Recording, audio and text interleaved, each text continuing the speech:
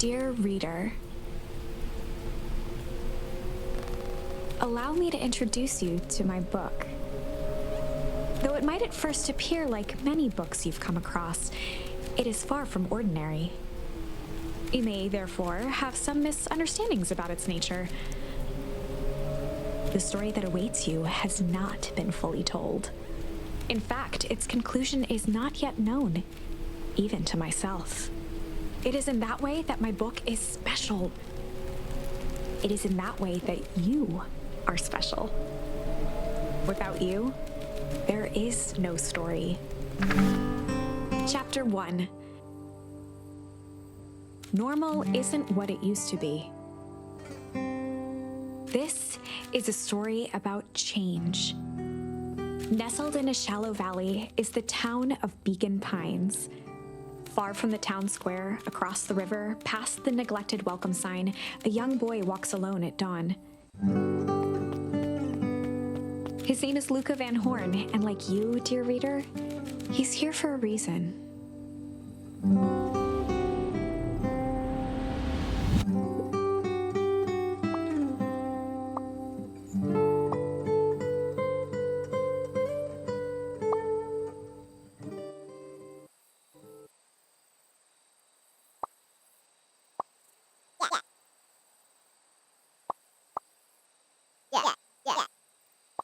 Mom.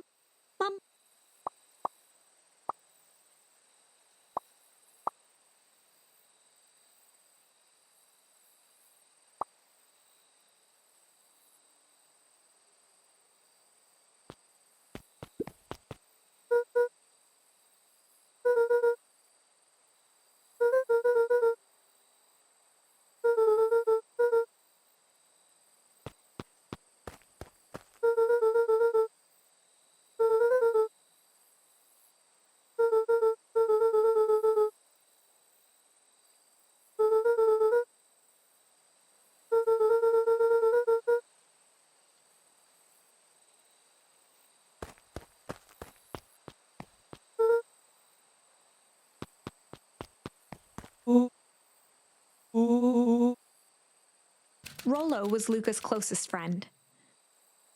He possessed many fine qualities, but subtlety was not one of them.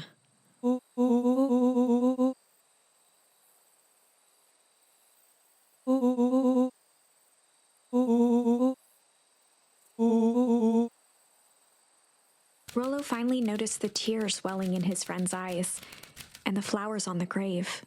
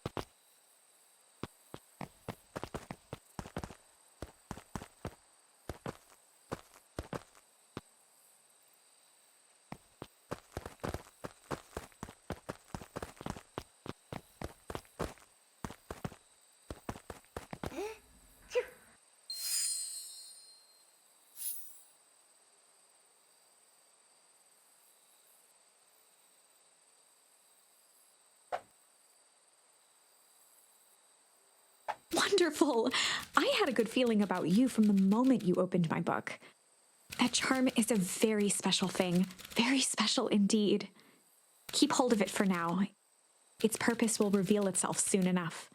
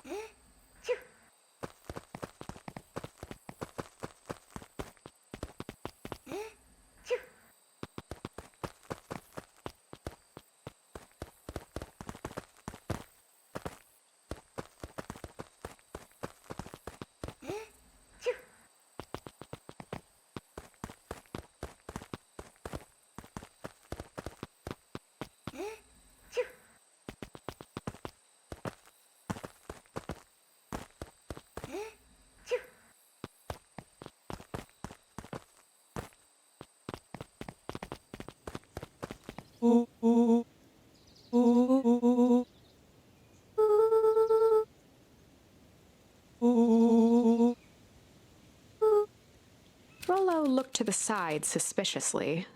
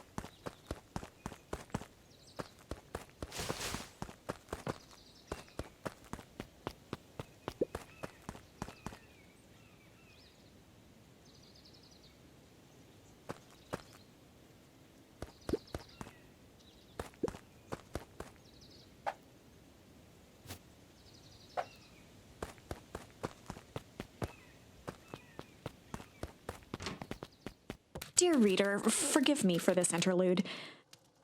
Remember that charm you found in the dandelion patch? There are more of those special charms to discover throughout Beacon Pines. They've been known to reveal themselves to those who are willing. Some of them can be found in this very house. Since Gran had moved in, the house was more peaceful, more orderly, and more covered in flowery fabric.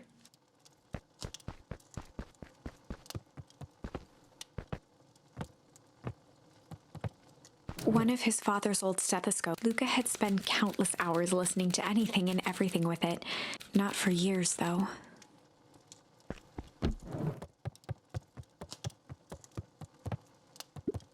Gran had already lit the fire. She kept a warm house, as if by grandmotherly obligation.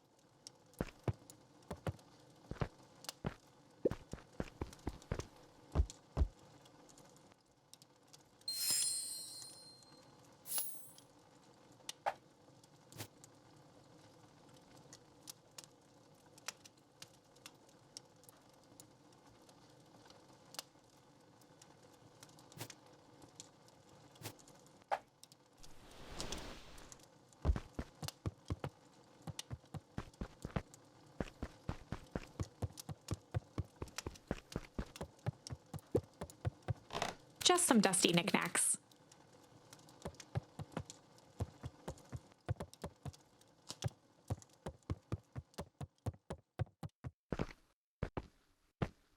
The only piece of furniture Gran had brought when she moved in was an old hutch.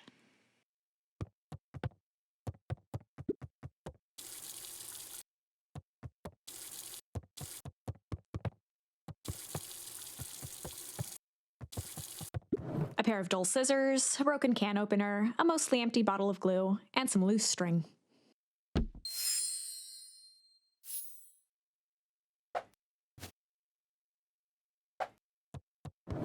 array of prepared meals crowded the refrigerator, each labeled with the day of the week.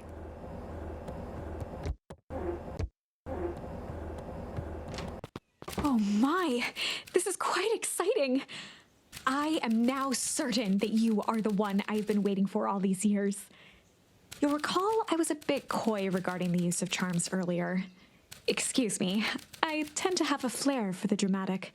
You are about to encounter your first turning point. There are certain times in this tale when everything hinges on a single word. Step forth, dear reader. A sturdy old wheelbarrow.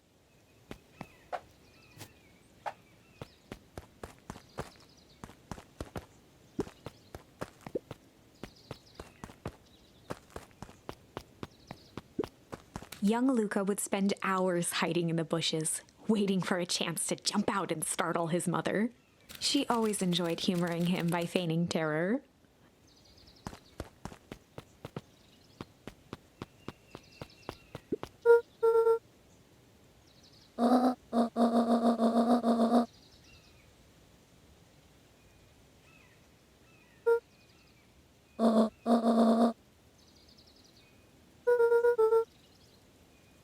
Lucas stared at his feet and muttered under his breath.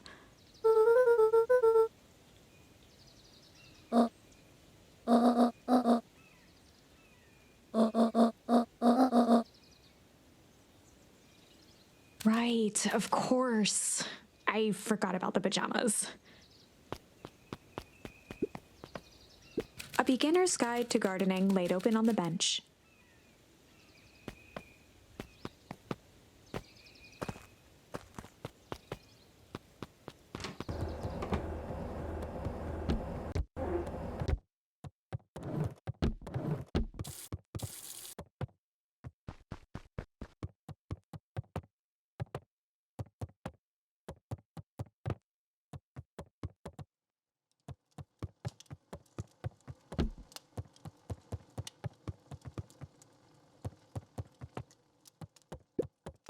Luca paused at his parents' bedroom door. He just wasn't ready to go in yet. Gran had commandeered the upstairs closet when she moved in. "Some things need shelter from a young boy's mischief," she said.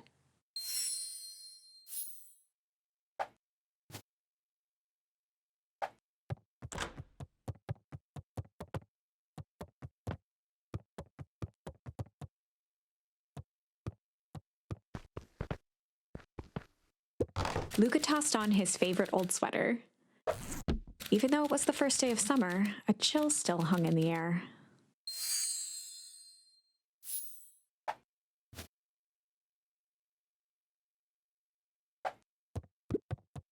Gran's moving in meant that most of Luca's things had been crammed in the corner. Luca was somewhat annoyed by the situation.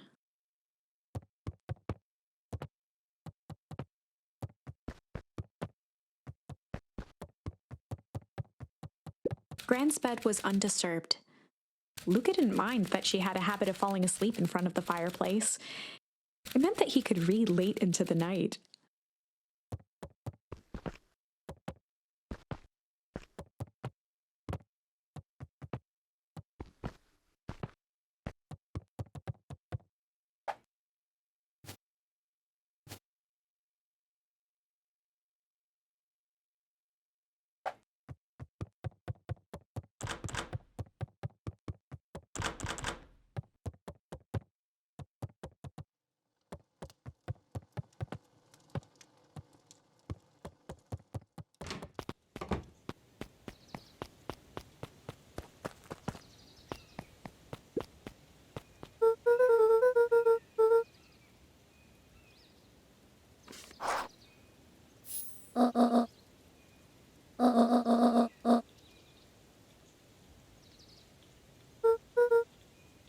The less Gran knew, the better for everyone involved.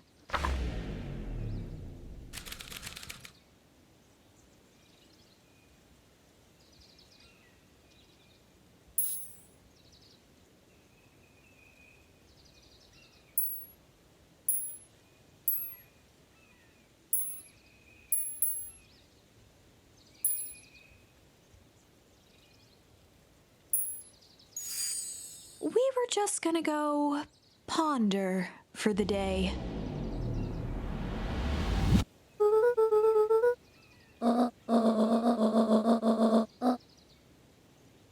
This was Luca's chance to sell his alibi.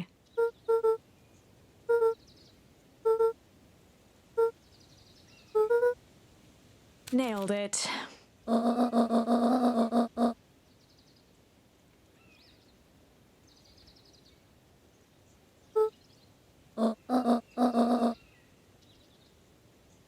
Impressive. You've managed to navigate your first turning point without too much of a mess. That is the power of charms. A single word can change everything. I think it's time to introduce you to the Chronicle. The Chronicle is a record of the decisions you've made. You can see the turning point which has been revealed. At any time, you can use the Chronicle to go back and invoke different charms, creating new branches. Luckily for us, this is the one and only turning point where the charms won't dramatically alter fate. It's the perfect opportunity to experiment with rewriting things.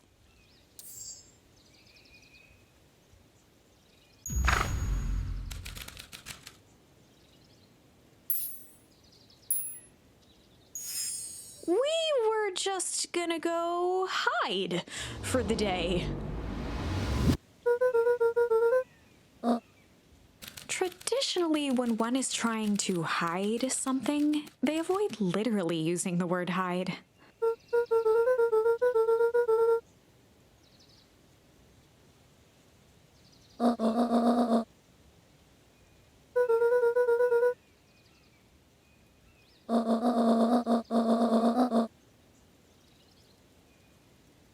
All's well that ends well.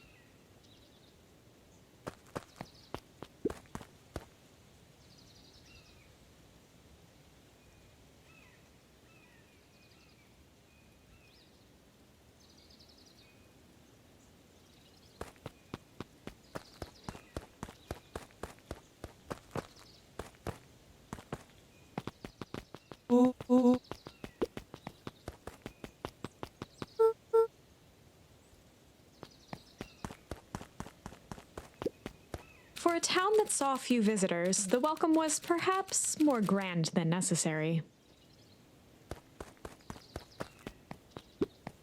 The road leading to Beacon Pines was long and uninspiring, a sort of natural barrier for the impatient. Chapter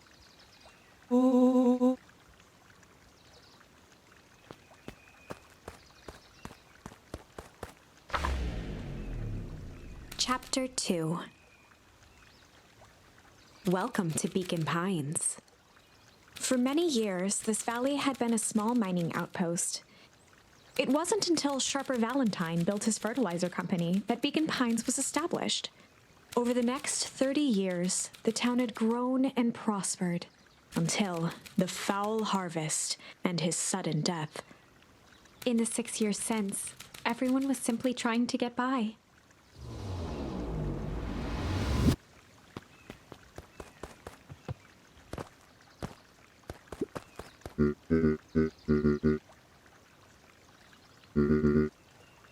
Mayor Augustus Valentine was not busy.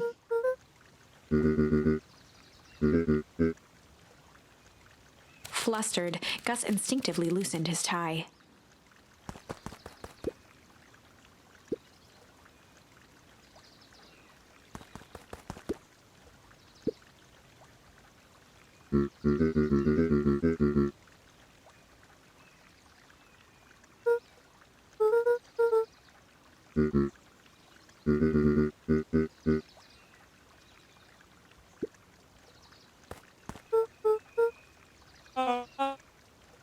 William Kerr was the CEO of Perennial Harvest Company.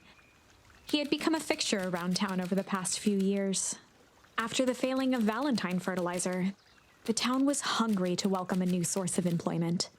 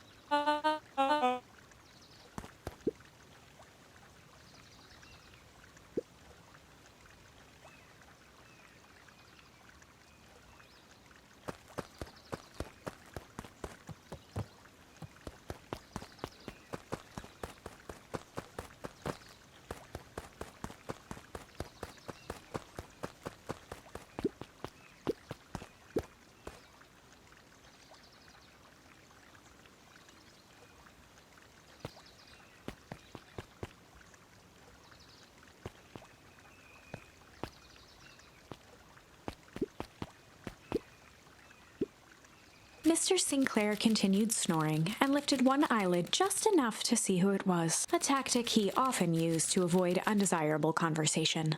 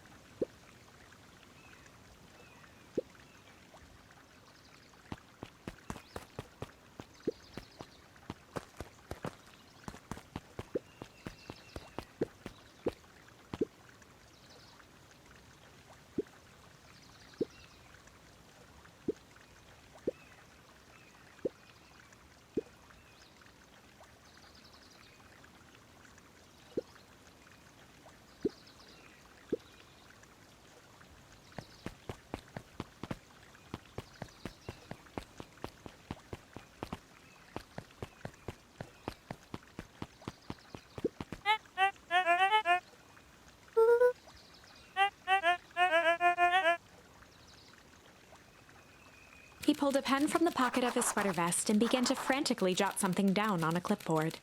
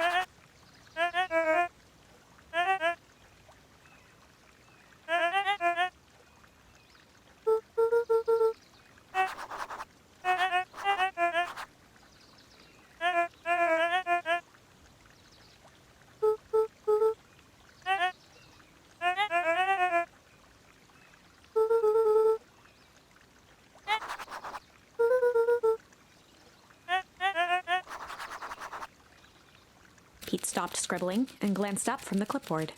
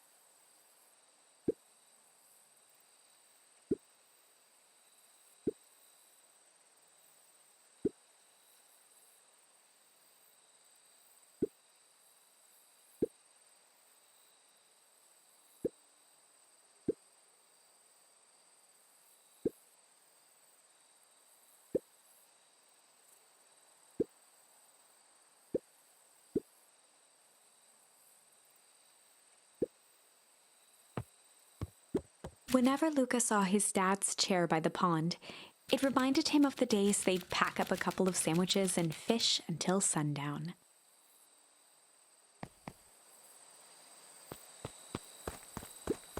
Luca opened the tackle box and picked the perfect bait.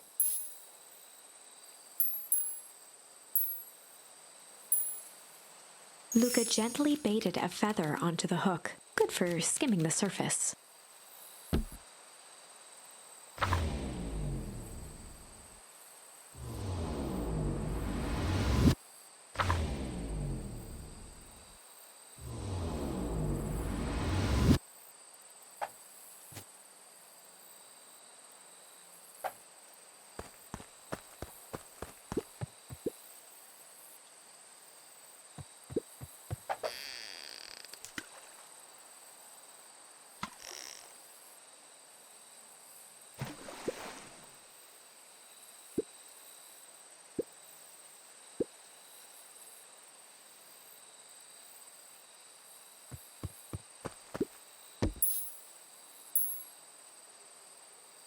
Luca gently baited a feather onto the hook, good for skimming the surface.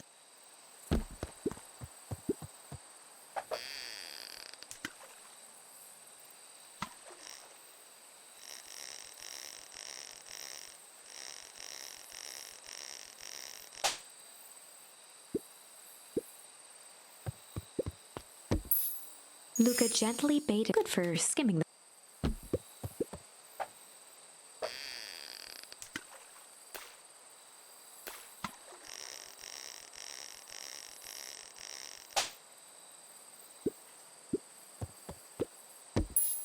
Luca gently baited, good for skimming.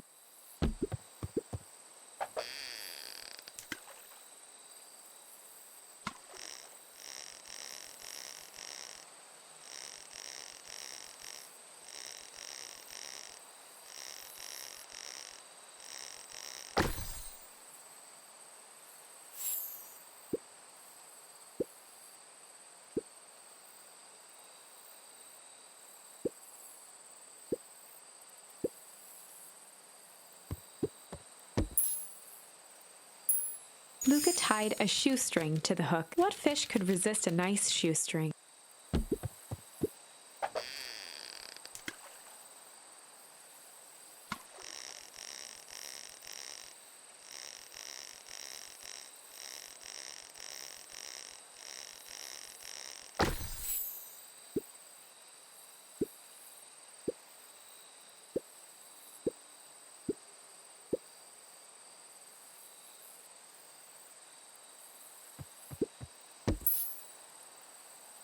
Luca gently baited, good for skimming.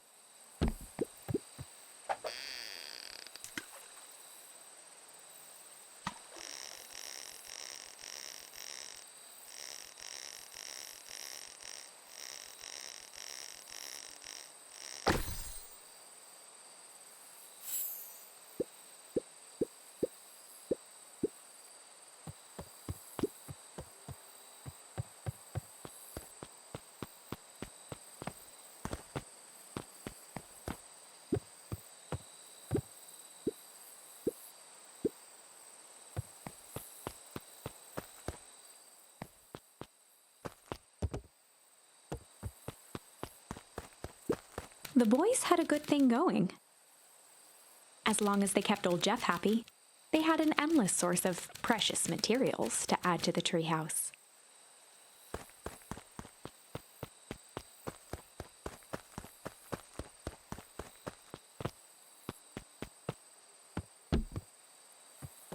After Luca's father had passed, Rollo became obsessed with them building their own Hank atomic star scraper. It was some time before Luca realized it was Rollo's way of keeping him occupied.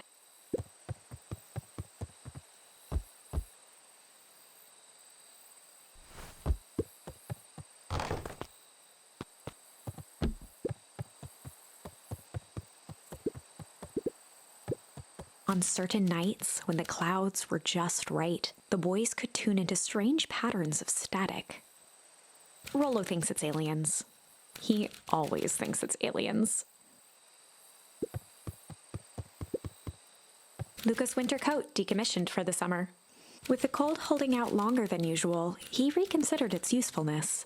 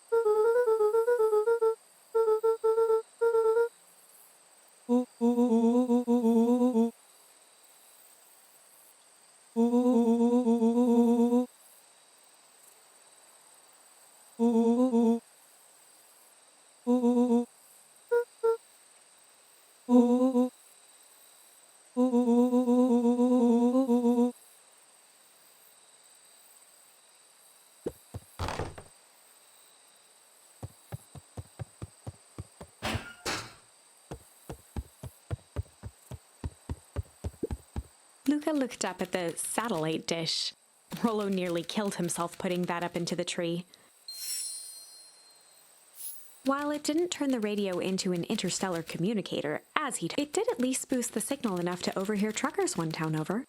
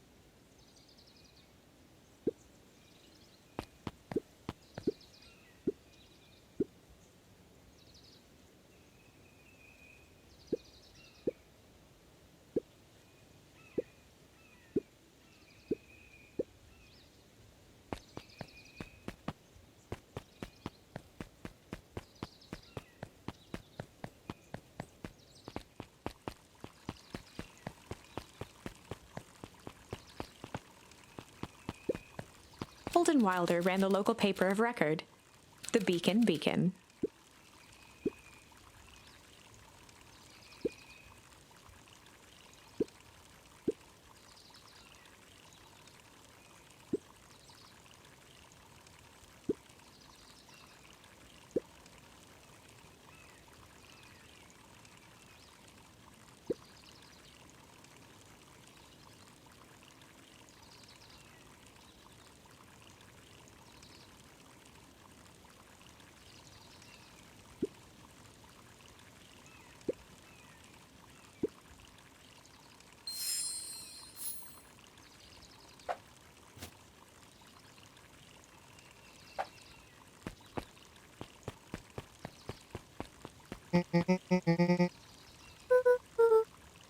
Oh, right.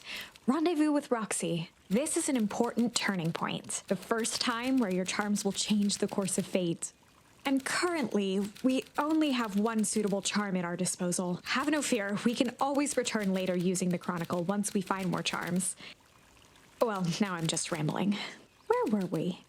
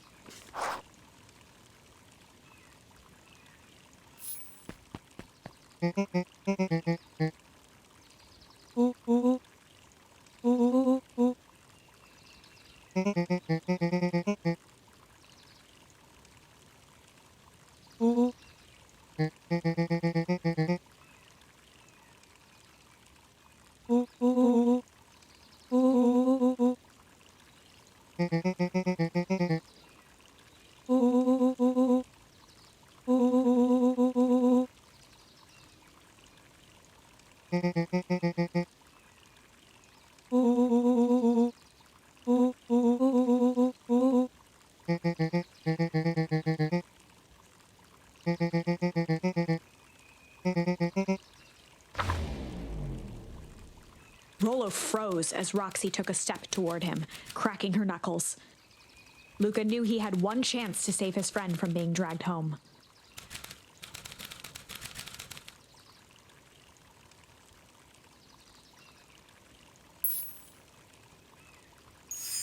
In the past, he found the best way to deal with an enraged Roxy was to be a little chill.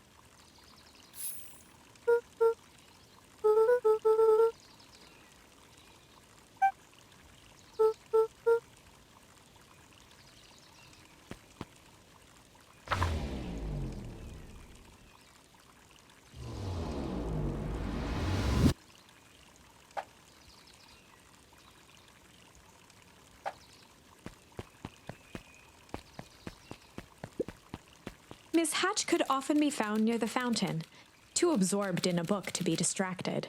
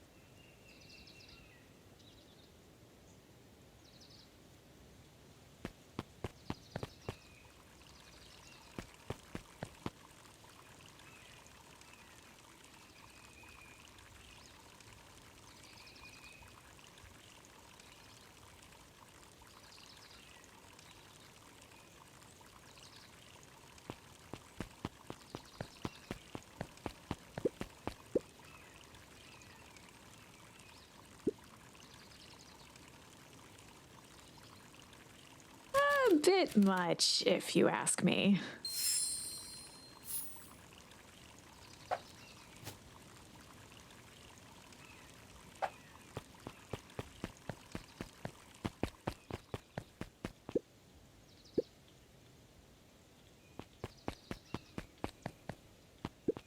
Jeff's hardware closed down about a year ago. The effects of the foul harvest stretched wide. When there are no crops in the field, tractors don't need fixing.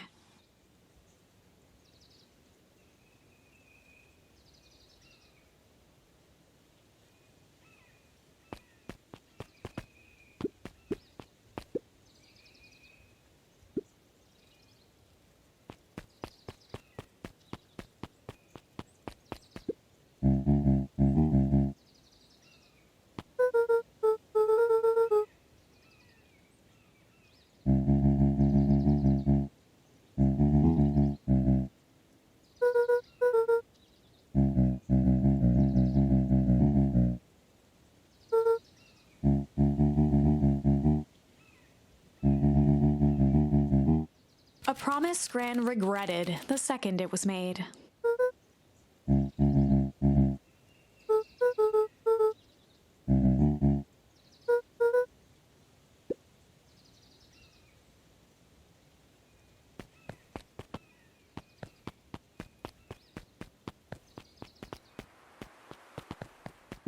The phone booth was brand new, part of Perennial Harvest's Beacon Pines Reborn initiative. It didn't see much use.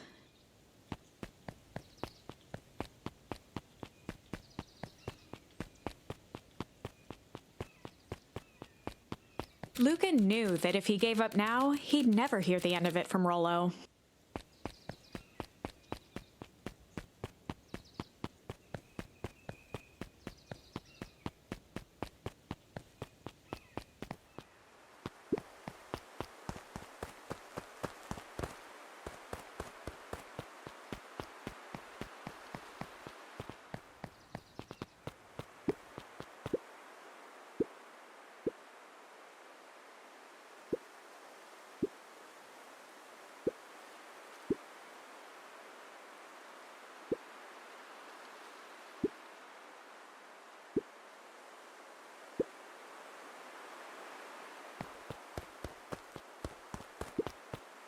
Luca peeked up at the beehive. It appeared to be deserted.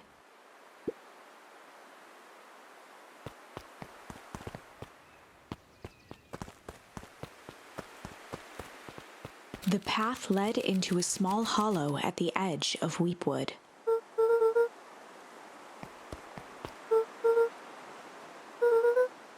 The fence thrummed with a gentle electric buzz. Luca often asked himself what Rollo would do, so that he could rule out that option.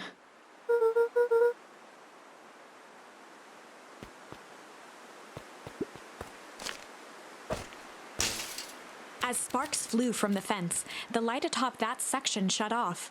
2 bulbs remained.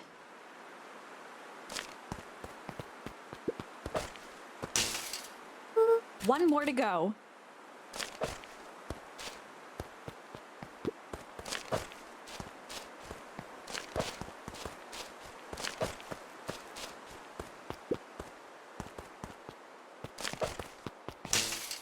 The fence's buzzing gave way to silence.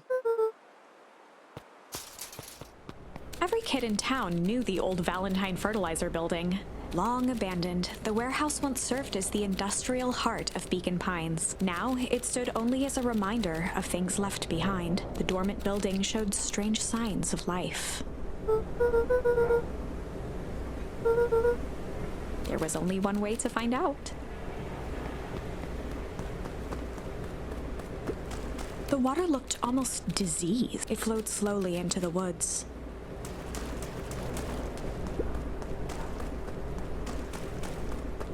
The hose emitted a subtle sound. It was actively draining some kind of liquid.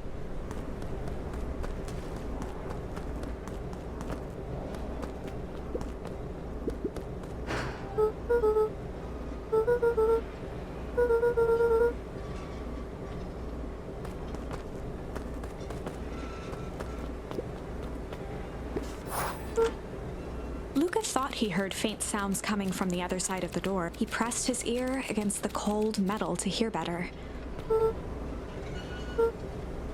The sound of footsteps grew louder.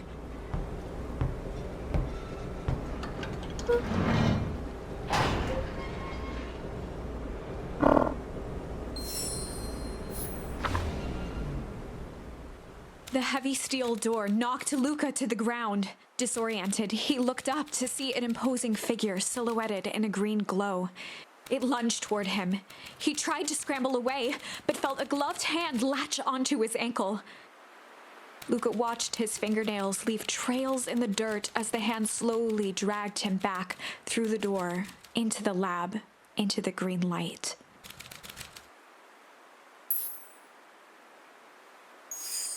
This is a story about change. It was far from the sort of change Luca imagined for himself. But change is, after all, a dangerous animal. The end? I probably should have warned you about this. There are many paths that our story can take. Most will end in tragedy. But don't let that discourage you. We will find the ending that this story deserves. I just know it.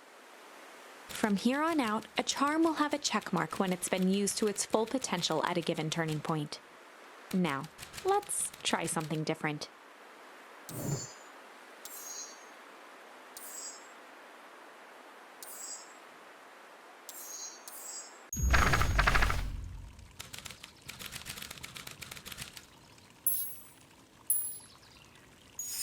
In the past, he found the best way to deal with an enraged Roxy was to be a little shit.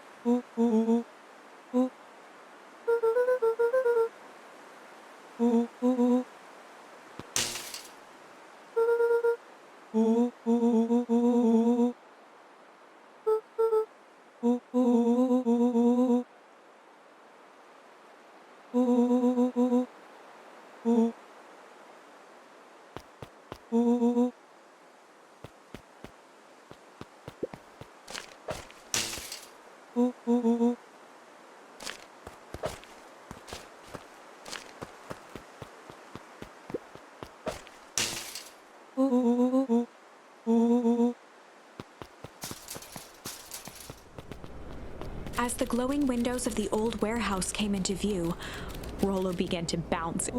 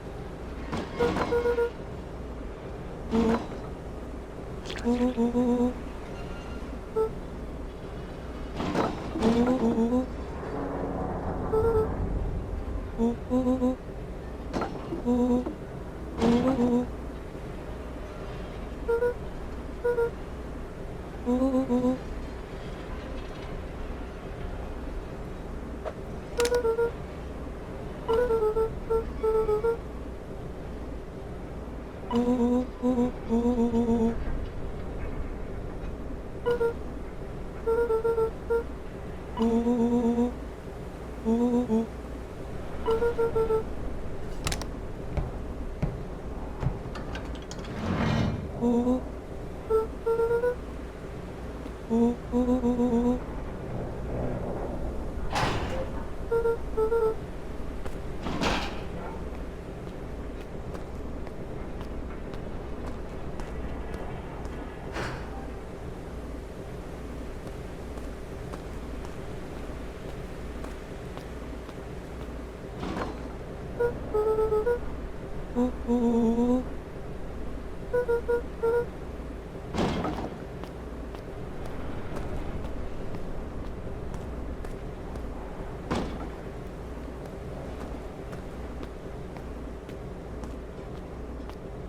boy sat petrified under the weight of the bag.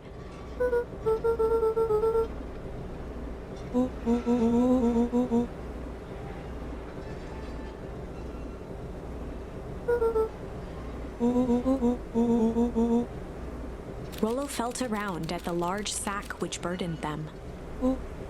He snapped off a tag from just within a small zipper opening in the bag. Rollo held the badge up to a faint shaft of light within the dumpster.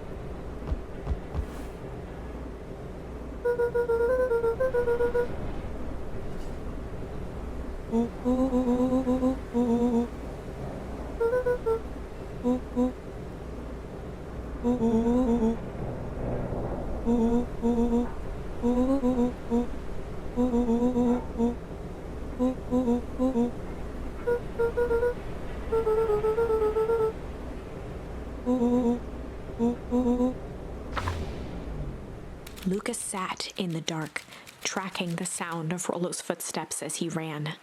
1, 2, 3. He pressed his ear to the dumpster wall, straining to hear Rollo's footsteps as they faded away. 15, 16, 17. He tried not to think about the contents of the dumpster as he counted. 35, 36, 37. The thick stench made it hard to breathe. Screw it, that's long enough. Luca carefully lifted the lid and peered out. Nothing. No sign of Rollo. No sign of the man in the yellow suit. Time to haul ass. Luca clambered from the dumpster, stumbling to his knees. He was up like a shot and running, sprinting toward home as fast as he could. Beacon Pines flew by, blurred by the tears that welled up in his eyes. He wouldn't remember getting home at all that night. Throwing his front door open, storming up the stairs to his room and surrendering to sleep almost as abruptly as he hit his pillow. Chapter 3.